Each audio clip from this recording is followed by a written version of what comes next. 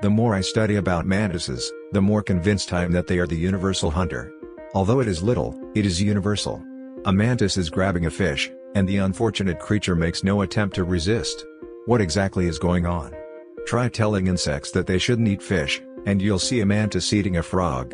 Despite its urgent attempts to escape, the frog wants to inform the mantis something along the lines of "Insects don't eat amphibians, you've got things confused up," but the mantis is unlikely to care. It's hungry, and there are insects instead of honey badgers.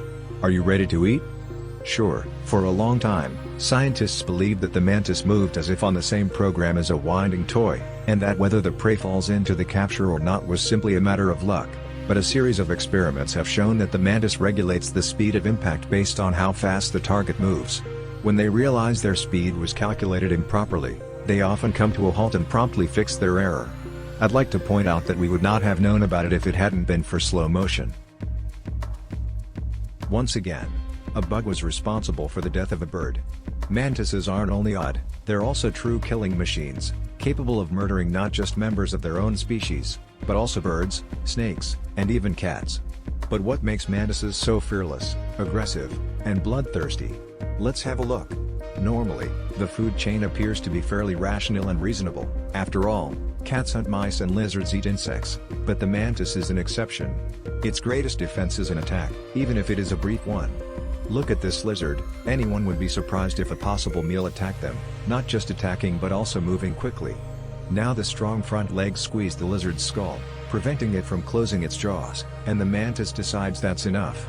It may start devouring its victim while it is still alive, but it is unable to defend itself once the victim has escaped. The mantis snatched the lizard and twisted its neck. Mantises are unquestionably the insect world's overlords. Remember Mantis from Kung Fu Panda? The screenwriter purposefully picked a hero like this. The mantis has served as inspiration for two separate Chinese martial arts styles. The northern praying mantis and the southern praying mantis have different styles. They grew up independently of one another and even had distinctive appearances. They wouldn't use mantis to build martial arts if these insects didn't know how to attack in the first place. They also have a solid grasp on defense. When a prospective predator comes close, the mantis typically stands up and extends its front legs and wings to make itself appear larger. Some animals develop patterns on their exoskeletons to frighten away even more predators. If frightening techniques fail, the mantis may use its front legs to strike or pinch the predator. They can even bite, and despite their tiny jaws, they are sharp enough to injure many foes. In addition to mantis, it may produce a hissing sound by forcing air out of the abdomen airways, regardless of the type of opponent in front of it. A hungry bird or a cat with too much curiosity? The mantis has no fear of anything. These insects, on the other hand, devour their own kind. The most well-known example is the adult female's notorious mating ritual, which includes eating her other half shortly after or even during mating, although the mantises remain unafraid. Even the threat of being eaten does not prevent them from reproducing, but one thing to keep in mind is that various insects, including the same mantis, are not highly resistant. Even the threat of being devoured does not prevent them from reproducing. One thing is that various insects, including the same mantis, are not particularly resistant, but attacking snakes is quite another. We're not talking about anacondas here, but mantises do attack tiny snakes, and they do it for a reason. The mantis performs sharp strikes, attempting to capture the snake, which it can't escape from if it doesn't move quickly enough. Of course, the snakes try to resist by wrapping themselves around the mantis, but they must have missed what happened to the lizard. These insects know precisely what they're doing, and they aim to get to the prey's head before starting to feed, regardless of whether the snake is still hoping for salvation. So, who else is on the mantis menu? These monsters seem to be able to grab anyone with their deadly front legs, which they usually keep clamped together.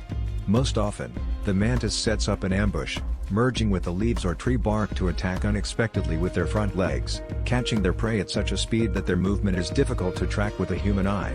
The mantis body is designed in such a way that it makes the bug a perfect killer. They have a triangular head with a long neck and an extended chest. They have everything they need to reach the victim with ease. With two big complicated eyes and three basic eyes positioned between them, the mantis can swivel its head 180 degrees to survey the environment. The entire set. Not a single movement will go undetected, and what about those spike-covered four-legged grippers? The mantis maintains its prey and location with their assistance, and it is unconcerned about the size of this particular prey or its opinion on the subject. Returning to that unfortunate bird, you're probably aware that it's not the first or only unusual victim of these insects, and the behavior of this particular mantis is entirely typical. As I previously stated, mantis aren't the type of predators that chase their prey like lions on the savannah. Instead, they usually attack from ambush. Some mantises have excellent camouflage, while others anticipate to keep motionless until their prey emerges or until it gets too close. However, the hummingbird in the video was lucky. According to the description, both it and the mantis live, and this bird was also saved via human assistance. There would be one fewer hummingbird in the world if it weren't for a loyal kick on the mantis. For example, no one has preserved them. They were unaware of the threat, flew too near, and did you notice that the mantis is perched on a unique hummingbird feeder?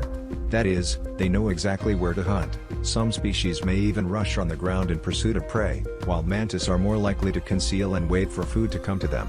Their food is delivered in the same way as pizza is served, but because the mantis doesn't know where to hunt, they calculate the power, speed, and distance of each toss, which is unique for insects. Mice, even if this particular mouse is the size of the mantis. Do you recall the lizard? Yes, it's not a really scary opponent for the mantises. Instead, they'd like who, how much food, and what can we say about some small mouse? The gist is the same: a surprise toss, powerful spike legs, squeezing the victim, failed efforts to break free, and a leisurely feast smack in the middle of the struggle. The mouse continues to quiver, but the mantis seems unconcerned. It has already begun its meal, and this is not a sight for the faint of heart. But the mantis is sometimes employed as a natural pest control treatment because to its truthfulness.